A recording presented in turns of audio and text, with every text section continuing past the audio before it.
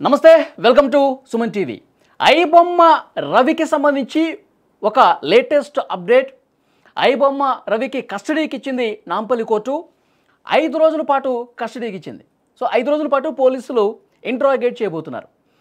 ఇప్పుడు ఐబొమ్మ రవి కేసుకు సంబంధించి ఒక కొత్త సంచలనం. ఐబొమ్మ రవిని నేను బయటకు తీసుకొస్తాను అని లాయర్ సలీం ఒక ప్రకటన చేశారు.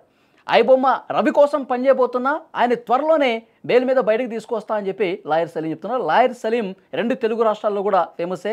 సంచలనం సృష్టించినటువంటి కోడికత్తి కేసులో జనుపల్లి శ్రీనివాస్ను కూడా ఇదే విధంగా బయటకు తీసుకొచ్చినటువంటి పరిస్థితి ఉంది. సో ఆ లాయర్ గారు మనకి లైవ్ కాల్లో జాయిన్ అయ్యారు. వారితో మాట్లాడదాం. లాయర్ గారు నమస్కారం సార్. నమస్కారం. నమస్కారం వల్లి గారు. నమస్కారం సార్, బాగున్నారా? చాలా బాగున్నాం sir. Sir, iBomma Ravi arrest అయిన దగ్గర నుంచి 2 తెలుగు రాష్ట్రాల్లో ఒక సంచలనంగా మారింది ఈ కేసు. ఎందుకంటే సినిమా ఇండస్ట్రీ పూర్తిగా కూడా వేల కోట్ల నష్టం జరిగింది ఈ పైరసీ వల్ల, ఈ రవి వల్ల అని చెప్పి పోలీసులు సీరియస్గా దీని మీద దృష్టి పెట్టారు, ఇన్వెస్టిగేట్ చేశారు. అతన్ని కోకట్పల్లిలో అరెస్ట్ చేశారు. ప్రస్తుతం జైల్లో ఉన్నాడు. రేపటి నుంచి కస్టడీకి తీసుకొని కూడా 5 రోజుల పాటు విచారించబోతున్నారు. మరి ఈ కేసులో ఇండస్ట్రీకి ఇంత నష్టం కలిగించిన కేసులో పోలీసులు ఇంత సీరియస్గా ఇన్వెస్టిగేట్ చేస్తున్నటువంటి ఈ కేసులో అతడి తరఫున మీరు వాదించడానికి ఎందుకు ముందుకు వచ్చారు? ఏం చెప్తారు కారణం? First point, Ravi is belong to Visakhapatnam. Second point, regional feelings with Visakhapatnam. Third point, Ravi చేసిన పుణ్యంకి మాస్ సపోర్ట్ అతనికి వస్తుంది. సో ఈ 3 విషయాల్లో ఈ కేసు నేను వాదిస్తున్నాను సార్. అంటే మాస్ పీపుల్ నుంచి అతనికి మద్దతు ఉంది కాబట్టి వాదిస్తున్నానంటారు. 100%, 200%. కానీ ఒక లాయర్గా అతను కరెక్ట్ చేశాడా, రాంగ్ చేశాడా, అతను చేసింది మంచిదేనా, ఎవరికైనా నష్టం కలిగించాడా, వీటి గురించి ఏం మాట్లాడరా? లేదు, నేను క్రిమినల్ డిఫెన్స్ లాయర్ ఉన్నాను. వాడు చేసాడా చేసేలేదు కోర్ట్ విల్ డిసైడ్. కానీ ఆయన చేసిన ప్రతి నేరానికి నేను డినై చేస్తాను. ఆయన చేయలేదు అంటారు. సో ఇది ఇస్ మై డ్యూటీ. అంటే ఇప్పటికీ మీరు ఆయన తప్పు చేయలేదని నమ్ముతున్నారు, అందుకే ఈ కేసు వాదించడానికి ముందుకు వచ్చారు. 100% ఇట్స్ ట్రూ. ఓకే సార్, మొన్న ప్రెస్ మీట్ చూసారా? అతను అరెస్ట్ అయిన తర్వాత సజ్జనర్ గారు సినిమా ఇండస్ట్రీ వాళ్ళతో మాట్లాడిన ప్రెస్ మీట్ చూసారా? చూశాను. అంటే పైరసీ వల్ల ఎంత నష్టం కలిగింది, చాలామంది పోలీసులను కూడా టార్గెట్ చేసి సోషల్ మీడియాలో మాట్లాడుతున్నారు. వాళ్ళ మీద కూడా కేసులు నమోదవుతాయి, మీరు పోలీసులకు వ్యతిరేకంగా మాట్లాడితే. ఇవన్నీ కూడా వారు మాట్లాడినటువంటి పరిస్థితి ఉంది.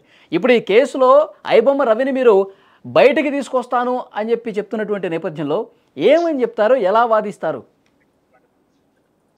రూల్ ఆఫ్ లా కింద ఉంది. Bail is the rule, jail is the exception అని ఒక కోర్టు ఉంది తెలుసా. ఆయన ఈ నేరం చేశాడా చేయలేదు, all fact will come through the after the trial. Before trial this is all allegation based on allegations మనం జైల్లో పెట్టాలి కదా. అలిగేషన్స్ ని ప్రూవ్ చేయాలి. సో ఆ భారం పోలీస్ మీద ఉంది. సో ఆ వేసిన అలిగేషన్స్ కి నేను కడగాలి.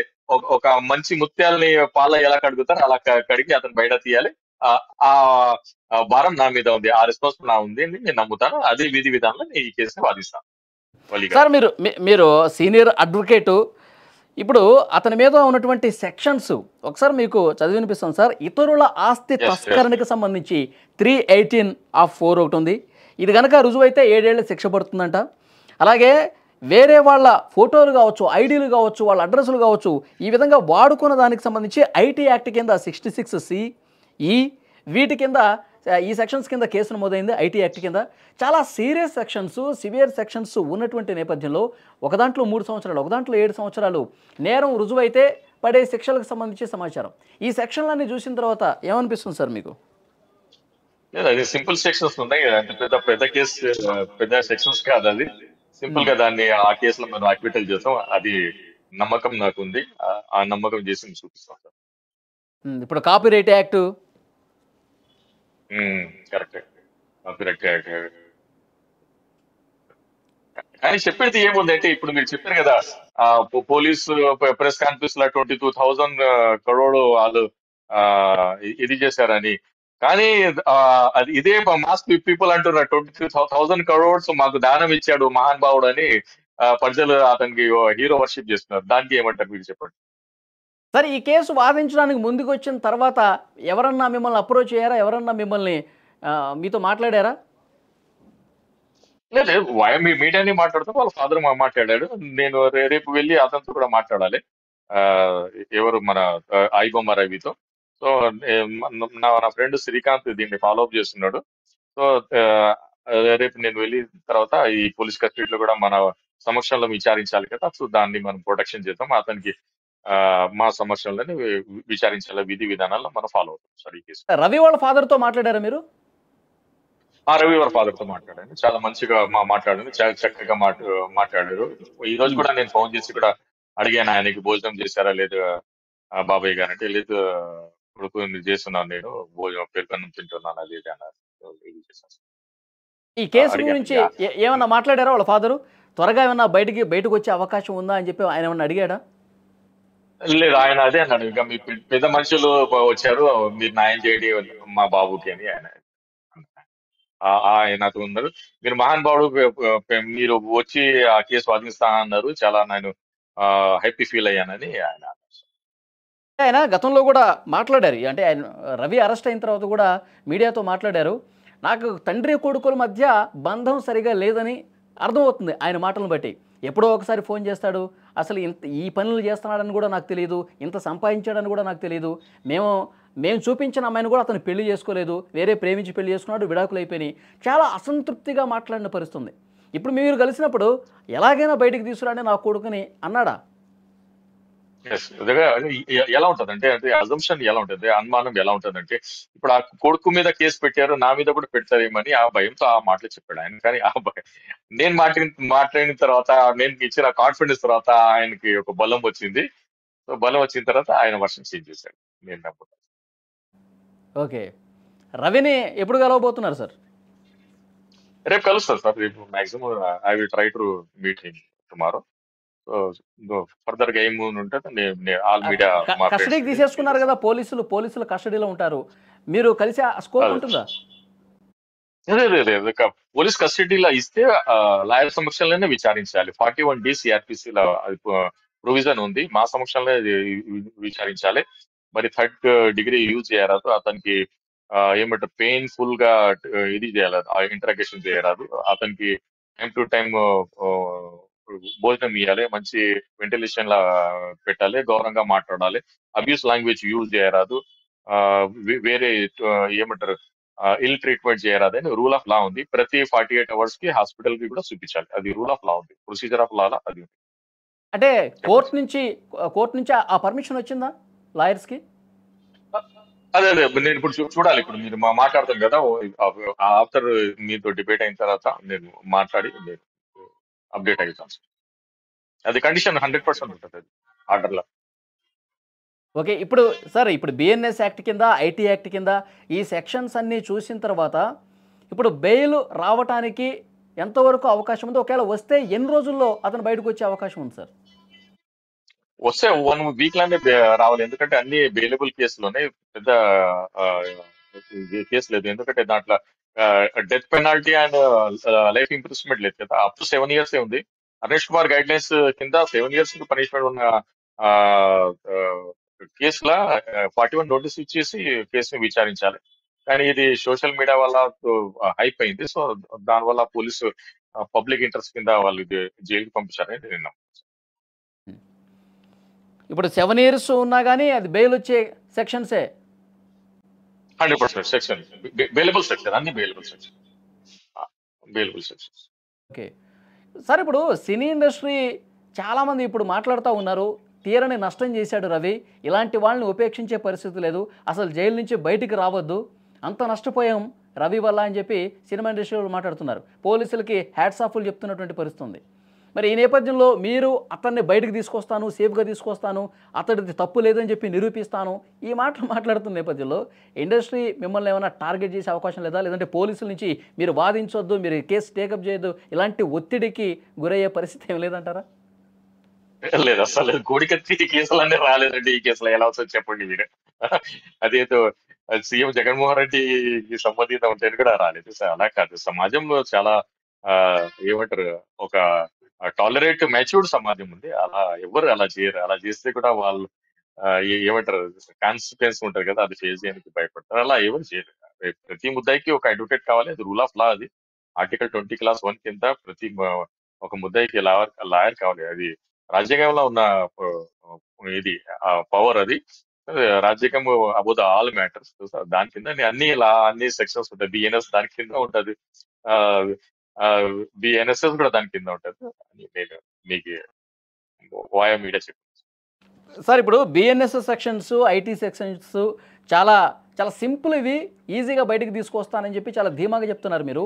ఈడీ కూడా ఎంటర్ అయ్యే అవకాశం ఉందని చెప్పి ఒక పెద్ద ఎత్తున చర్చ వినిపిస్తుంది. ఎందుకంటే ఇతను 20% ఈ పైరసీ వల్ల సంపాదించాడు, 100 కోట్ల రూపాయలు.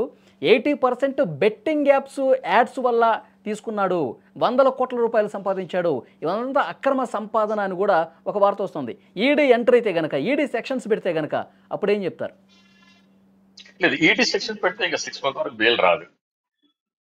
అది ఎందుకంటే ఆల్రెడీ జగన్మోహన్ రెడ్డి, కవిత గారు, అరవింద్ కేజ్రీవాల్ ఢిల్లీ సీఎం ఫేస్ చేశారు కదా. దాంట్లో అంత ఈజీ జాబ్ కాదు. బిఎన్ఎస్ఎస్, ఐపీఎస్, ఐటీ యాక్ట్ ఉంటే ఇమీడియట్ బెయిల్ వస్తుంది. దాంట్లో అంత ఇది లేదు. కానీ ఇది ఎన్ఫోర్స్మెంట్ డైరెక్టర్ ఒకసారి ఇది అయితే చాలా, అది స్పెషల్ యాక్ట్. అది NDPS act, money laundering act, అది చాలా స్పెషల్ యాక్ట్. దాంట్లో బెయిల్ వచ్చేది చాలా తక్కువ ఛాన్స్. ఇప్పుడు ఇప్పుడు ఇప్పుడు మీరు వారికి రవి తరఫున వాదించడం కావచ్చు, బెయిల్ పిటిషన్లు వేయడం కావచ్చు, ఈ ప్రాసెస్ అంతా జరిగేలోపు ఈడీ ఎంటర్ అయిపోయి సెక్షన్స్ నమోదు చేస్తే మీకు కూడా కష్టం అవుతుంది అనుకుంటా. 100% చాలా కష్టం. ఇప్పుడు ఇప్పుడు కోడికత్తి కేసు పోలీసులు తీసుకున్నారు, సిట్ కు విచారించి, దాని తర్వాత ఎన్ఐకి వెళ్ళింది. ఎన్ఐ తర్వాత మనం 6 months బెయిల్ తెచ్చేసాం అతనికి. మరి ఎన్ఐ వెళ్ళి హైకోర్టు అప్రోచ్ అయితే బెయిల్ క్యాన్సల్ అయింది. మరి క్యాన్సల్ అయిన తర్వాత, హైకోర్టు క్యాన్సల్ అయిన తర్వాత కింద కోర్టు బెయిల్ ఎన్ఐకి భయపడవు. మరి అదే హైకోర్టు బెయిల్ ఇచ్చేసింది. హైకోర్టు ఇచ్చిన తర్వాత మరి అదే ఎన్ఐ సుప్రీంకోర్టుకు వెళ్ళింది క్యాన్సలేషన్. సో సో అంతవరకు ఉంటుంది. అంటే ఒక ఏమంటారు, ఒక వ్యవస్థ, ఒక సంస్థ అంటే it is not a simple వ్యవస్థ కదా. పోలీస్ అంటే చాలా ఏమంటారు, మంచోళ్ళు. కానీ ఈడీ అలా కాదు. వాళ్ళు వెల్ క్వాలిఫైడ్ గా ఉంటుంది. వాళ్ళు వాళ్ళ ఫోర్స్ యూజ్ చేస్తారు. సో జైల్లో పెట్టాలని వాళ్ళు చాలా గట్టిగా కోర్టుకి కన్విన్స్ చేస్తారు. కోర్టు మాక్సిమం కన్విన్స్ అవ్వదు. సో దాన్ని మనం కన్విన్స్ చేసి ఆ ఆ, ఒక ముద్దకి బయట తీయాలి. విధి విధానాలు మనం. ఓకే, ఇంకొకటి సార్, ఇప్పుడు ఇప్పుడు ఒకవేళ బెయిల్ రాలేదనుకోండి, ఇక్కడ నాంపల్లి కోర్టులో హైకోర్టుకు వెళ్ళటం, అక్కడ ఏమైనా ఇబ్బంది అయితే పై కోర్టుకు వెళ్ళటం, ఇట్లా చేస్తారా? 100% ఇప్పుడు లాలా విండోస్ ఉన్నాయి. ఇప్పుడు కింద కోర్టు ఇవ్వకుంటే హైకోర్టుకు వెళ్ళాలి. హైకోర్టు సింగిల్ బెంచ్ ఇవ్వకుంటే డబుల్ బెంచ్ కి వెళ్ళాలి. డబుల్ బెంచ్ ఇవ్వకుంటే సుప్రీం కోర్టుకు వెళ్ళాలి. ఫండమెంటల్ రైట్ ఉంది. Bail is fundamental right. Fundamental right ఎక్కడ వైలేషన్ అవుతుందో, సో దాని మీద మనం వాదించి ఆయనకి బయట తీసుకురావాలి. అది నా ఏమంటారు, వృత్తి ధర్మం, ధర్మ పోరాటం ఒక అడ్వకేట్. ఓకే, లాయర్ సలీం గారు, అంటే మీరు ఈ కేసు ఎలా ఉన్నా సరే రాష్ట్రంలో ఏదన్నా సంచలనం నమోదైతే ఆ కేసును టేకప్ చేసి ఈయన సంచలనమైనటువంటి కేసులే వాదిస్తాడు, ఇలాంటి పేరు కోసం ఏమన్నా పరితపిస్తున్నటువంటి లాయర్గా చూడాలా, లేకపోతే నిజంగా రవిని బయటికి తీసుకురావాలన్నటువంటి ఒక తపన ఇది చేస్తామన్నారా ఈ కేసు టేకప్ చేయడానికి? ఎట్లా చూడాలి? అదే మీ అజంప్షన్, మీరు ఎలా ఆలోచించేసేది అది up to you. That is you ice will feel what I'm doing. తెలుసా, నా మనశ్శాంతి కోసం నేను మీడియా చేస్తున్నా. అటెన్షన్ ని గ్రాప్ చేయాలి. రాష్ట్రంలో ఏది సంచలనం ఉంది దాన్ని టేకప్ చేస్తే ఉంటది, ఆ మసాలా ఉంటది అన్నట్టు టేకప్ చేస్తారా ఎట్లా? ఈ కోడికత్తి కావచ్చు, గులకరాయి కావచ్చు. అలా కాదు. ఒక సవాల్ చేసే మనిషిగా నేను నిలబడాను. ఒక సవాల్ చేసే మనిషిగా నేను ఆ ఆంధ్రప్రదేశ్, తెలంగాణకి ఒక రికగ్నైజ్ అవుతున్నానని ఆ ఆ- ఆ- ఆ కోణంలో నేను పని చేయవచ్చు. కానీ అలా నేను పబ్లిసిటీ రావాలి అది అని అది చేయను సార్. ఓకే సార్, ఆ, కొంతమంది సామాన్య మధ్యతరగతి వాళ్ళు కూడా సోషల్ మీడియాలో పోస్టులు పెడతా ఉన్నారు.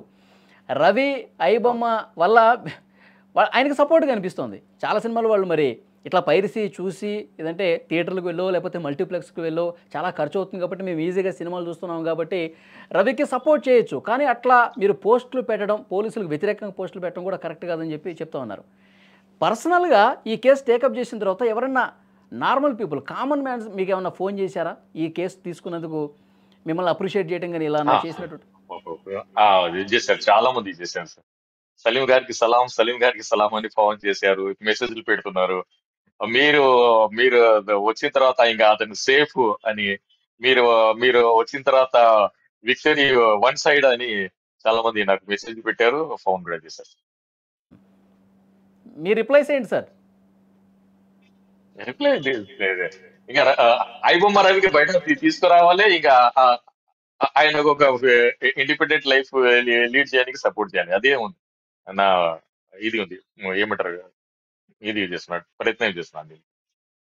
సార్ అతన్ని బయటికి తీసుకొచ్చిన తర్వాత బెయిల్ మీద బయటికి మీరు తీసుకొచ్చారనుకుందాం. యథావిధిగా ఉమ్. ఇప్పుడు క్లోజ్ అయిపోయినటువంటి ఐబొమ్మ వెబ్సైట్ని మళ్ళీ రన్ చేసే విధంగా మీరు ఏమైనా ప్రయత్నం చేస్తారా? లేదు, అది చేశాను నేను. నా డ్యూటీ ఓన్లీ ఐబొమ్మ రవికి జైలు నుంచి బయట తీసుకురావాలి, ఆ కేసు వాదించాలి, ఆ కేసులో అతను అక్విటల్ చేయాలి. అది ఇంకా ఫర్దర్ మ్యాటర్ లా నేను ఇది కదా, ఇంకా ఫర్దర్ మ్యాటర్ వేరే కేసులో కదా, అది వాదించి వాళ్ళకి న్యాయం చేయాలి. అది ఆయన నేను చేసే అంటే ఆయన ఆయన ఉపాధిని దెబ్బ కొట్టారు, ఆయనకి ఎట్లా బతకాలి, అదే కదా ఆయనకి జీవనాధారం, అది మళ్ళీ ఆయన రన్ చేసుకోవాలి, ఇలాంటి ఏమన్నా చెప్పే అవకాశం ఉందా? లేదు, అది అది ఈ ఏ కేసులో కూడా నేను అది ఎంటర్టైన్ చేయను. మీరు ఈ కేసు తీసుకున్నాను, న్యాయం చేశాను, ఇదిగో నీకు ఈ లైఫ్ ఇచ్చేసాను, నీకు ఫర్దర్ గా అలా మిస్టేక్ చేయొద్దని కూడా నేను సజెషన్ ఇస్తాను. ఎందుకంటే గాంజా కేసులు ఎక్కువ వాదిస్తాను. సో నువ్వు మరోసారి అలా చేయొద్దు బాబు అని నేను మోరల్ గా వాళ్ళకి టీచింగ్ చేస్తాను. అది ఒక చాలామంది ఇది. మీకు మెసేజ్ చేసి ఐబొమ్మన్ రవిని మీరు బయటికి తీసుకొచ్చేస్తారు, మాకు ఆ నమ్మకం ఏర్పడిందంటే ఆయన బయటకు వస్తే మళ్ళీ వాళ్ళు సినిమాలు చూసుకోవచ్చు ఫ్రీగానే కదా, ఆ ఉద్దేశంతోనే కదా మీతో కనెక్ట్ అయిన వాళ్ళు. నేను ఫ్యూచర్ నేను అదర్శం చేయలేను, చూసా అది ఏముంటది. కానీ ఆ ఆయనకు వచ్చిన సపోర్ట్ మాత్రం అల్టిమేట్ ఉంది అసలు. ఈ ఇప్పుడే నేను చదివాను, ఆయన 22,000 కోట్లు లాస్ చేశారంటే 22,000 మన బీద ప్రజలకు పంచారని ఇది చేశారు. సలీం గారు, మీకు మేము ఫీజులు ఇస్తాం, మీకు మేము డబ్బులు ఇస్తాము, మీరు రవికి మాత్రం బయట తీయండి అని గట్టిగా మెసేజ్ పెట్టేశారు. అది చూస్తే నా మనశ్శాంతి ఇది ఉంది. నాకు ఆ మెసేజ్ చదివిన తర్వాత నాకు ఇంకా ఉత్సాహం వచ్చింది ఈ కేసు మీద. కానీ అతను చేసినటువంటి నష్టం చట్టానికి విరుద్ధంగా, నిబంధనలకి విరుద్ధంగా అతను వ్యవహరించినటువంటి దాన్ని చూడలేదా మీరు? లేదు, ఇప్పుడు అదే కదా, ఇప్పుడు రాబిన్ హుడ్ ఏంటంటే టాలీవుడ్ రాబిన్ హుడ్ దొంగతనం చేసి ఫిల్మ్స్ బీద పరుషులకు పంచాననే కదా. అందుకే ఆయన ఫాలోయింగ్ అవుతుంది నేను నమ్ముతున్నాను వలి గారు. అంటే సినిమా ఇండస్ట్రీకి వేల కోట్ల నష్టం వచ్చింది కదా సార్, ప్రొడ్యూసర్లు నష్టపోయారు కదా సార్, కొత్త కొత్త సినిమాలు గంటలో వెబ్సైట్లో కనిపిస్తున్నాయి కదా సార్, వాళ్ళు నష్టపోయాము, మాకు కోట్ల రూపాయల నష్టం వచ్చింది అని చెప్తా ఉన్నారు ప్రతి ప్రొడ్యూసరు. అది దోపిడీదారుల సొమ్ము పేద ప్రజలకు వెళ్ళినట్టు ఎట్టా అవుతుంది?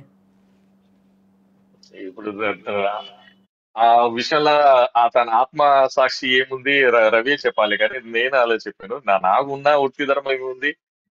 ఆయన పెట్టిన అలిగేషన్స్ కి నేను డినై చేసి అతను బయటకు తీసేసి ఈ కేసు నుంచి అతనికి అక్విటల్ చేయాలి, విధి విధానం నేను ఉంటాను అంటే. ఫైనల్గా ఈడీ ఎంటర్ అవ్వకపోతే మీకు ఈజీ ఆయన బయటికి తీసుకురావటం, అయితే మాత్రం 6 నెలల వరకు ఏం చేయలేమంటారు. 6 నెలలు వేయించింది. ఓకే, సో చూద్దాం సార్ నెక్స్ట్ ఏం జరగబోతున్నది. మీరు రేపు రవిని కలుస్తామని కూడా అంటా ఉన్నారు. మీరు రవిని కలిసిన తర్వాత మళ్ళీ ఒకసారి మనం కాంటాక్ట్ అవుదాం sir. Thank you very much. మాట్లాడుతుంది.